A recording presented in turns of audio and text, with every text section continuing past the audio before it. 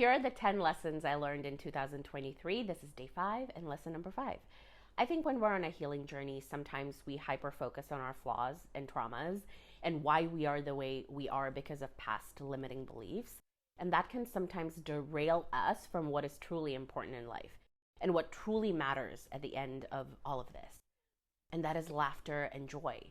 We forget that healing can also happen through joy, through happiness, through laughter, through healthy connections. We don't always need someone to bring up our trauma to the surface for us to learn important lessons. We can learn lessons through good feeling emotions as well. The reason why healing can sometimes make us hyper focus on emotions like anger, sadness, guilt, and shame is because most people get into that great awakening state when they're pushed out of their comfort zone, or they realize that something needs to change when they're at rock bottom. But that's not always necessary. Of course, it's a part of life. If we didn't know pain, we wouldn't know joy. But what I realized this year is that I don't have to attach myself to my suffering or my pain to feel worthy or to feel that I'm actually healed, or just to be worthy of feeling like I'm healed, if that makes sense.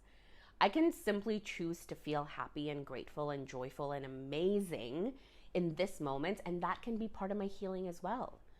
Surrounding myself with great people and laughing as much as I can has been so healing for me this year, and that's actually something I want more of in 2024. So I would like you to share with me your joyful moments of 2023. What did you do this year that brought you so much joy and laughter, and who did you do it with?